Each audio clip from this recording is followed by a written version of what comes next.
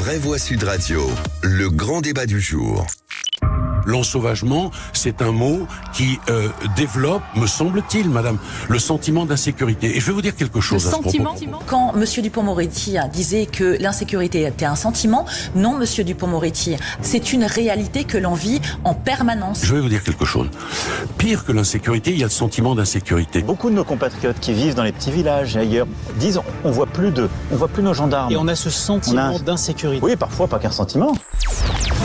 Et donc ce sentiment de violence augmente, c'est l'expression employée par Elisabeth Borne. Dans une interview au Figaro, la Première ministre reconnaît un besoin d'autorité et une attente de sécurité, mais elle emploie aussi ce terme sentiment de violence, comme si elle doutait de la réalité du phénomène, Philippe. Oui, et parlons vrai. Est-ce que cette phrase est une faute politique alors que le pays est à fleur de peau sur les problèmes d'hyperviolence? Est-ce que finalement elle ne pouvait pas dire autre chose, sauf à dire que son bilan en matière d'insécurité était désastreux? Est-ce que la parole d'Elisabeth Borne est encore monétisée après un tel propos?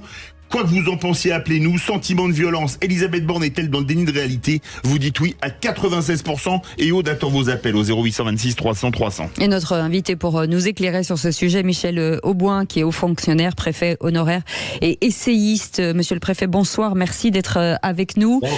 Philippe Bilger, ce mot sentiment qui circule, ça a été le cas avec Dupond-Moretti, avec la Première ministre, et c'était le cas aussi de Lionel Jospin. En fait, je vous rassure, Cécile, j'ai menti. Mon second prénom est Philippe. Ah, c'est bien mieux. Mais vous avez raison, pour être sérieux, on croyait que ce fantasme sur le sentiment d'insécurité qui remplacerait l'insécurité réelle serait disparu après que Dupond-Moretti, au début de son mandat ministériel, avait évoqué par maladresse et absurdité cette notion. J'aimerais beaucoup parler, mais nous sommes pressés des 2 pages. Ah, vous avez le temps là. Elisabeth Borne développe sur le plan politique et sur le plan régalien quelque chose qui me paraît, de mon point de vue, très pauvre et très étriqué. On voit bien les limites d'une personnalité qui, par une sorte de roideur, de froideur et de minimalisme, essaye d'échapper à la profondeur des problèmes et à la chaleur qu'appelle une vision de la France dans l'état où elle est aujourd'hui. Et vous avez raison sur le point précis, c'est une erreur à propos de Crépol et de ce qui se passe dans nos campagnes ou dans nos villes moyennes d'avoir parlé du sentiment d'insécurité. D'ailleurs, vous aurez noté que la maire de Romans-sur-Isère ailleurs sur une autre chaîne a dit mais non, c'est une insécurité très vivement ressentie. Françoise Legois. Donc c'est un sentiment d'insécurité si elle est vivement ressentie. Moi vous savez, c'est toujours les mêmes trucs et les ficelles. On connaît parfaitement tout le débat qu'il y a autour de sentiment d'insécurité. Ça a commencé en 2002. Ça a commencé en 2002 avec Lionel Jospin. On peut même dire qu'il perd la présidentielle là-dessus parce que une semaine ou 3 jours avant le vote, il y a Papivoise en sang et il parle de sentiment d'insécurité. Dans les faits, peut-être que c'est une erreur politique, mais on n'est pas non plus obligé d'aller dans le sens général. Moi, je pense pas que Elisabeth Borne se trompe. Moi, j'ai trouvé très équilibré son texte dans le Figaro. Qu'est-ce que vous voulez qu'elle dise de plus? Non, la France n'est pas un coupe-gorge. Moi, je le redis. C'est pas parce que vous avez des faits divers saillants avec un effet de loupe et qui est normal parce que c'est tragique d'avoir un jeune homme de 16 ans qui meurt que vous pouvez dire que les 67 millions de Français sont dans l'insécurité. Au contraire, je pense qu'elle a raison quand elle dit que c'est ce sentiment d'insécurité. Quand vous regardez les faits et les chiffres, vous savez très bien, et parce que vous êtes le premier à le savoir, que les crimes de sang sont en baisse, que les meurtres sont en baisse, que ce qui est en hausse, sont les incivilités. Moi, je ne suis pas en train de défendre le gouvernement Macron, mais j'en ai marre des toujours les mêmes trucs et les mêmes ficelles. J'étais jeune journaliste en 2002, on avait déjà le débat, déjà la droite, déjà Jean-Marie Le Pen. Allez, là-dessus, c'est insupportable. Déjà Françoise Degois. C'est ça. On avait déjà Françoise Degois. Pareil, je suis plutôt aligné avec Françoise sur le fait que le sentiment, on parle de sentiment d'insécurité, le sentiment d'insécurité, il est grandissant partout. Voilà, donc de ce point de vue-là, il y a peut-être de bonnes raisons. Oui, mais il y a donc. Et il y a, alors, le sentiment d'insécurité est grandissant partout, mais il y a de vraies bonnes raisons, vous avez raison Philippe David, mais qui sont géolocalisées. Voilà, ce qui n'est pas tout à fait pareil.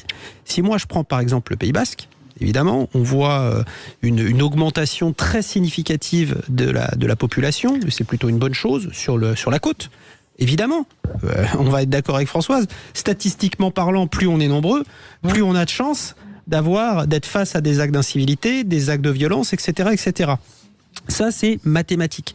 À côté de ça, quand on regarde dans nos campagnes, etc., je parle de ce que je connais, le Pays Basque, il n'y a pas plus d'actes d'incivilité, il n'y a pas plus d'actes de vandalisme, il n'y a pas plus de crimes, etc., de délits.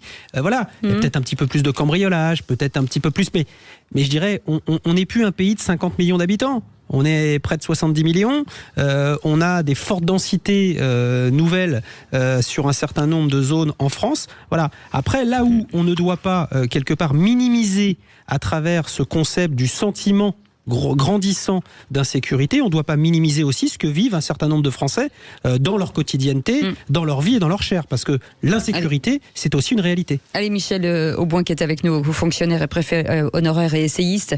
Alain Bauer disait, ça n'est pas un sentiment d'insécurité, mais un climat d'insécurité. On a eu ce débat à la fin des années, au mi-temps des années 90 au ministère de l'Intérieur, et donc du coup on a fait un travail de recherche pour essayer de comprendre si on pouvait avoir une corrélation entre le sentiment d'insécurité qui régnait à cette époque-là et puis la sécurité réelle. Et tous les travaux qui ont été conduits, la France était un peu en retard sur le sujet, on a rattrapé les autres, mais tous les travaux qui ont été conduits montrent que le sentiment d'insécurité est toujours corrélé à l'insécurité réelle. L'insécurité réelle, qui est d'ailleurs pas facile à mesurer, et surtout qui peut revêtir des formes assez différentes les unes les autres. Et c'est pour ça que c'est assez compliqué d'en parler. Si je prends juste les homicides, c'est vrai que depuis les années 80, tendanciellement, les homicides diminuent. On était passé à l'époque, on avait un nombre presque le double d'homicides par rapport à aujourd'hui, mais ces homicides étaient des homicides essentiellement liés à des crimes commis à l'intérieur des familles. Aujourd'hui, on a des homicides qui sont commis sur la voie publique avec des couteaux, et ça c'est par exemple un phénomène qui est nouveau et qui crée pas le même sentiment d'insécurité, parce que être tué par quelqu'un qu'on connaît et puis être tué par quelqu'un qu'on ne connaît pas, c'est pas, certes, ça fait toujours un mort et toujours et toujours un mort dans la statistique publique, mais c'est pas du tout le même sentiment, vous comprenez bien. Moi, j'observe que on a plusieurs phénomènes nouveaux quand même. Le premier, c'est le trafic de drogue, et en particulier le trafic de cocaïne, qui est en train de générer quand même une montée de la criminalité organisée dans toute la France. Ça, on peut pas vraiment dire le contraire, et qui se traduit par des échanges de coups de feu qui conduisent à la mort. Alors au début, c'était la mort de gens qui appartenaient à des groupes adverses. Aujourd'hui, c'est quand même la mort de gens qui n'y sont pour rien, d'innocents. Et ça, objectivement, si vous habitiez un de ces quartiers, vous seriez pas en situation de sécurité. Moi, j'avoue que, comme j'y travaille beaucoup, je vois bien qu'on a quand même en France toute une série d'endroits, on peut même les quantifier, environ 1500 grands quartiers de plus de 10 000 habitants dans lesquels il est difficile de se déplacer quand on n'est pas habitant du quartier. Donc ça, c'est la première chose. Deuxième chose, on a un autre phénomène qui est nouveau, qui est celui des agressions à l'arme blanche, et d'abord au couteau, produits par des jeunes, souvent très jeunes d'ailleurs, je l'ai étudié sur l'Île-de-France, et qui conduisent à avoir des dizaines de morts, des garçons, pour l'essentiel, des filles parfois, entre 13 et 17 ans, et on en a encore eu cette semaine. Ça inquiète beaucoup les parents, parce que vous imaginez bien, si vous avez des enfants de cet âge-là, on puisse un soir vous appeler, c'est assez terrifiant, et en vous disant, vous n'avez pas de chance, votre fils est tombé dans une bagarre, il a pris un coup de couteau et il est à l'hôpital où il est décédé. Moi, j'ai rencontré des mères de famille qui avaient vécu ça, et je peux vous dire que c'est assez terrifiant, et il faut comprendre que ces phénomènes-là, qui sont nouveaux d'une certaine façon en France, sont de nature à insécuriser la population. Absolument. Après, on avait il y a quelques années une insécurité routière, par exemple, qui était forte, qui est beaucoup moins forte aujourd'hui. Donc c'est pour ça que c'est assez difficile de parler d'une insécurité globale en tout état de cause. On peut pas parler de sentiment de violence, on est obligé de parler de violence réelle. Allez, Philippe Bilger. Monsieur le préfet, une question rapide. Comment se fait-il que la France n'est pas capable de sortir du camp de la droite ou du camp de la gauche pour admettre tout simplement que les délits et les crimes augmentent dans notre pays, comme si en réalité l'idéologie était coupable de cela. On est incapable d'admettre une objectivation qui est pourtant constatée par tous. Comment expliquer ça ? D'abord, on a quand même un problème de statistiques publiques sur le sujet. Si on faisait des vrais travaux statistiques sur tous les sujets qui nous intéressaient, on aurait quelques vérités, on pourrait en débattre de façon objective. On ne peut pas dire que ce soit tout à fait le cas. On fait des statistiques sur les dépôts de plainte qui ne représentent qu'une part minime des faits qui sont apportés à la connaissance des services de police et de gendarmerie, puisque vous savez que l'essentiel des plaintes se traduisent en fait par des mains courantes qui elles entrent pas dans les statistiques. Et puis par ailleurs, on l'avait mesuré à travers des enquêtes de victimation à l'époque où on les produisait, c'est plus le cas aujourd'hui ou beaucoup moins. On a environ 1/10 des violences réelles. Les violences réelles, ça commence par une bousculade, une gifle, etc.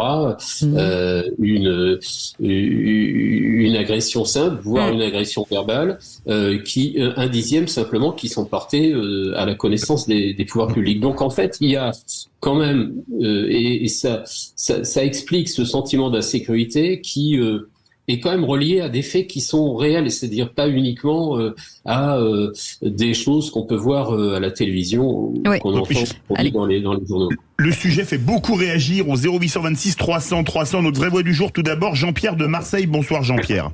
Oui, bonsoir. Votre analyse, vous qui habitez dans une ville gangrénée par la violence, on peut le dire. Gangréné, c'est le mot est faible. La réalité, c'est qu'il y a une explosion des agressions physiques qui effectivement ne donnent pas lieu systématiquement à des dépôts de plainte. J'en suis le premier témoin puisque j'ai été agressé une fois ou deux, et même 2 fois, et j'ai pas déposé plainte parce que je me suis fait justice moi-même.